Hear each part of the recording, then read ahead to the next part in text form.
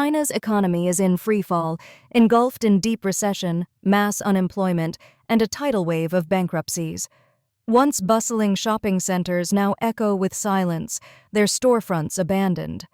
After the dramatic downfall of Carrefour, one of China's top 3 supermarket chains under Suning, other retail giants followed suit.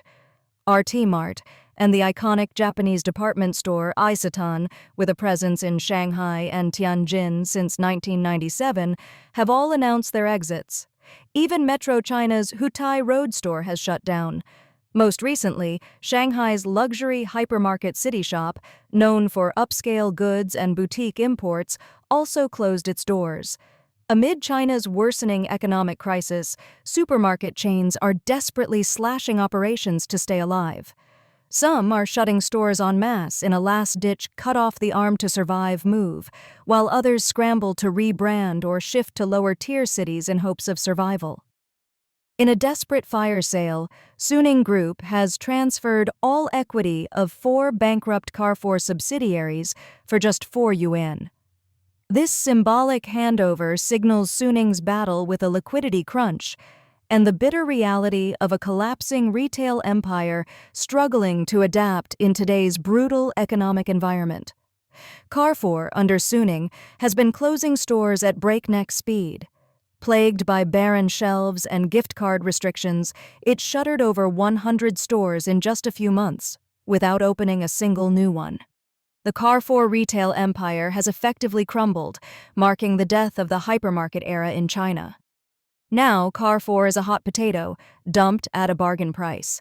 Carrefour China Holdings NV, fully owned by Suning.com, signed a deal with Shanghai Yuan legal consulting company Limited to sell off 4 subsidiaries, located in Ningbo, Hangzhou, Zhuzhou, and Shenyang, for a mere 1 yuan each.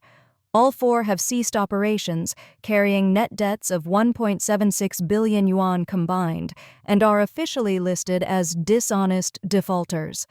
The buyer, a partnership formed by Yuan and 2 local asset managers, specializes in corporate debt workouts. Suning stated the move would help ease its debt burden and could boost its net profit by around 572 million yuan.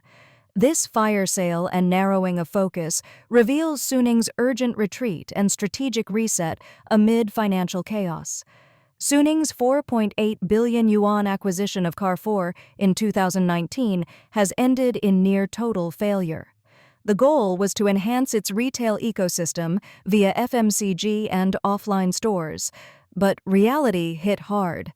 With plummeting consumption, cutthroat competition, and its own cash crisis, Carrefour China's store count plunged from 228 in 2020 to just 4 by the end of 2023. Some are half-shuttered or clearing out leftover stock. Suning even got into a legal battle with Carrefour's parent company over unpaid equity. In 2023, a Hong Kong tribunal ordered Suning to pay 1.134 billion yuan. Meanwhile, Suning.com was slapped with an ST warning due to 3 years of consecutive losses and remains at risk of delisting.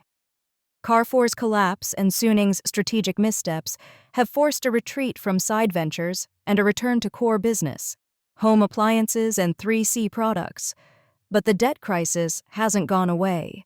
In recent years, Suning has scrambled to sell assets. In 2024, it pulled in 56.79 billion yuan in revenue and posted a rare profit of 611 million yuan. But non-net profit was still negative.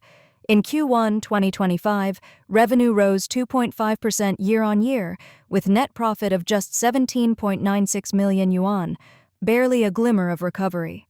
The Carrefour exit is a key part of Suning's slimming down strategy, aiming to consolidate around its core.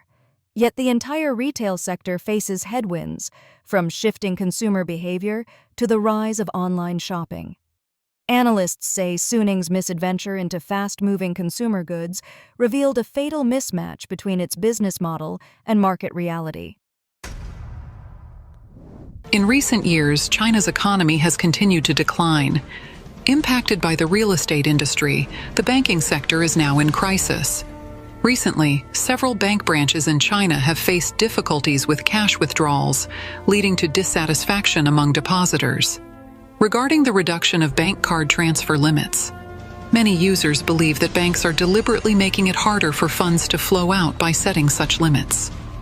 According to a recent report by Shell Finance of the Beijing News, many bank card users reported that their bank card limits were restricted without their knowledge.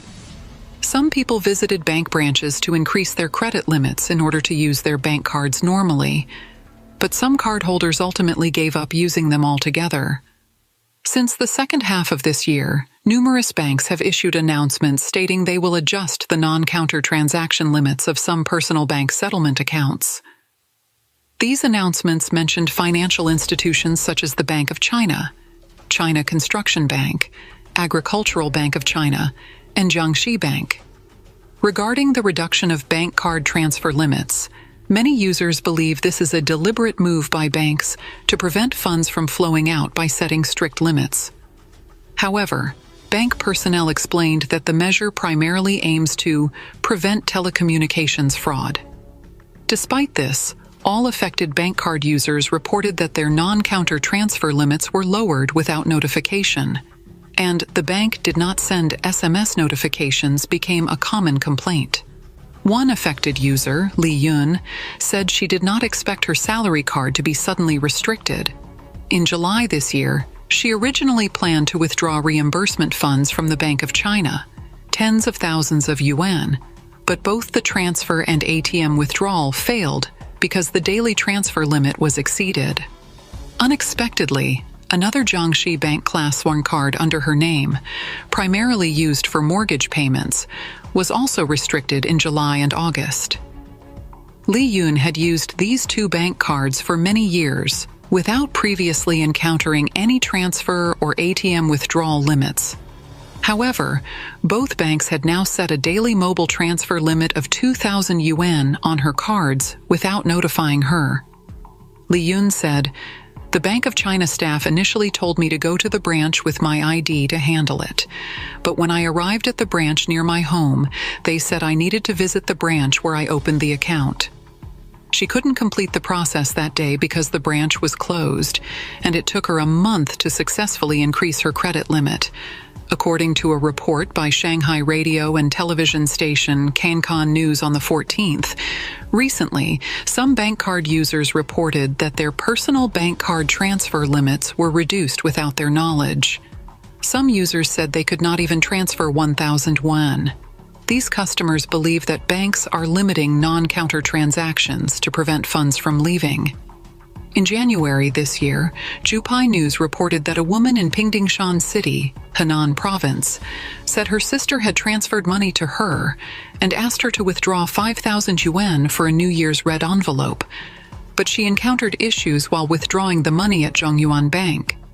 Ms. Wang, the individual involved, said that the staff initially asked her to download an anti-fraud app, and she cooperatively answered all their questions. However, they began asking more personal questions, including where her sister worked and where she had worked previously, and even asked her to prove her sister was a biological relative. After calling the police, it took nearly 2 hours to complete the withdrawal. Similarly, according to Poster News, a woman in Jiangxi posted on social media that she went to a bank with 100,000 yuan in cash for a fixed deposit, but the bank staff unexpectedly asked about the origin of the money. The woman said she thought, "Why does it matter where my money comes from? Just follow my instructions." She felt it made her look like she had stolen the money. When she asked why they questioned her, they responded that it was bank policy. In response, some netizens commented, "The banking system really needs reform.